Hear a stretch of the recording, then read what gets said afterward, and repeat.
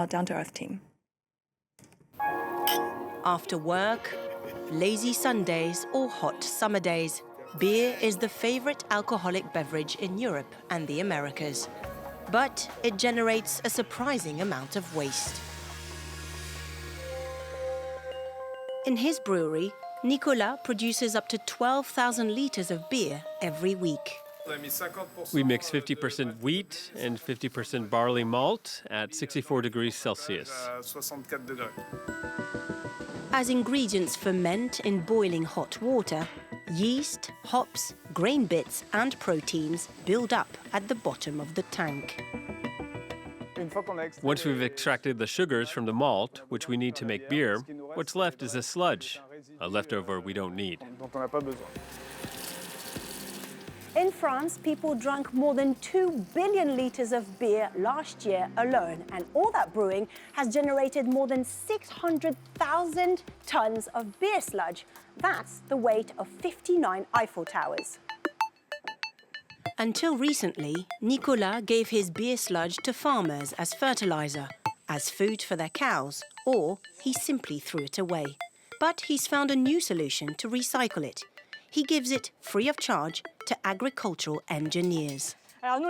We don't consider it as trash. It's a byproduct, an organic waste that's high in fibre and protein. Once the organic waste is collected, it's pressed, centrifuged, dried and turned into something valuable: flour. This light-coloured flour is made from blonde beer. And that one's dark beer flour, straight from dark beer. Using local brewers' spent grain instead of fresh crops reduces our reliance on imports, which could come in handy in times of crisis. After COVID and the war in Ukraine, there were major wheat shortages in supermarkets.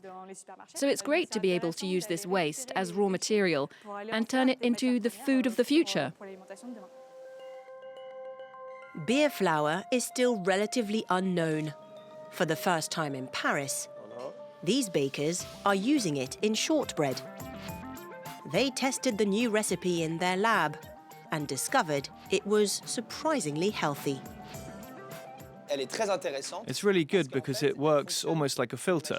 It actually slows down the absorption of sugar in your blood. The more fibre you eat at the start of a meal, the slower the sugar absorption. The beer flour cookies are now ready for sale, and customers say they don't taste like beer at all. Allez-y, goûtez.